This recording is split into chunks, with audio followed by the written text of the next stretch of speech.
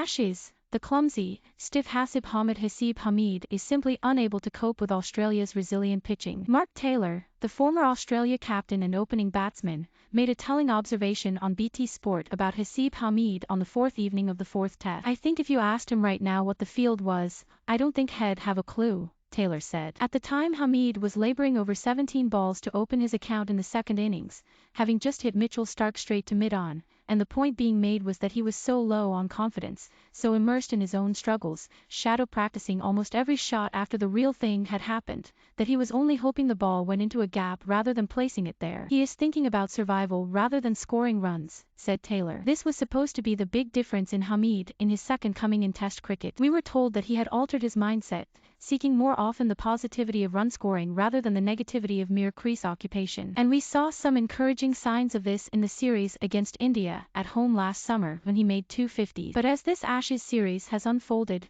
Hameed has retreated further and further from the promise shown then and in the opening test in Brisbane, where he made 25 and 27, to the point where his inertia has produced 6 successive single-figure scores, leaving him with an Ashes average of 10 and a strike rate of 28.07. The harder he has tried, the worse it has become. This is what long series, especially those in Australia, can do. Bowlers work you over. As the runs dry up, the demons in your mind run riot. Hameed is a thinker and a tinkerer, as so many batsmen are, forever searching for greater riches in technical fields afar, but such traits can too often be a hindrance. Throughout this series he has looked like a batsman who knows that his game is not best suited to the bouncy conditions. Essentially he is an opening batsman who is better against spin than pace, which is not a great combination, and has been desperately attempting to rectify that. The big step back in his trigger movements has been the biggest indicator of this, but, as so often with changes to a method, there are corresponding problems. Firstly, Hameed has sometimes not been able to complete that big trigger movement before the ball is bowled,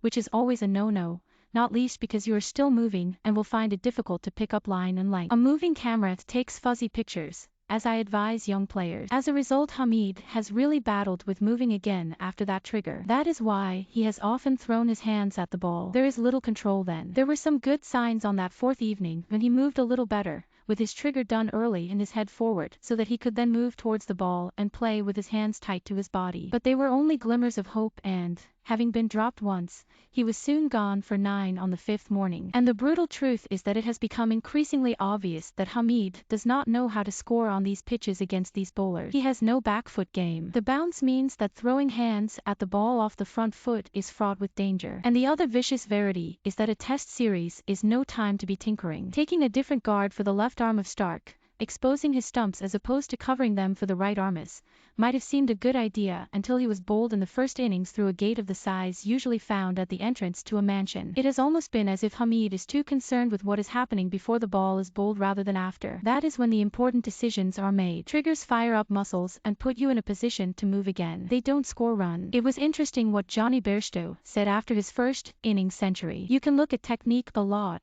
but you've got to keep it natural about the way that you're moving," he said. "Otherwise, you become a bit clunky and a bit too rigid." Technique is, of course, hugely important, but by the time you are in the middle of an Ashes series you cannot be fretting about it. Just watching the ball and reacting with good decision-making is key. The game becomes tactical, temperamental and mental rather than too technical. Hameed has certainly become too clunky and rigid, and forgotten about scoring runs. As ever, alternatives are thin on the ground. Graham Thorpe, the assistant coach, made a point of saying when Rory Burns was dropped for the third test that he needed to work on his technique. Has there been enough time for that to happen? Of course not, but Hameed must be withdrawn from the front line. I would not have omitted Burns for Melbourne, despite all his limitations and quirks, because it was already apparent that Hameed was not coping well with the condition. Hameed is only 24, so a third coming at test level is not out of the question. Zach Crawley still has much to do despite his excellent 77 in this match. His right shoulder is still too prominent and his game square of the wicket on the offside needs attention.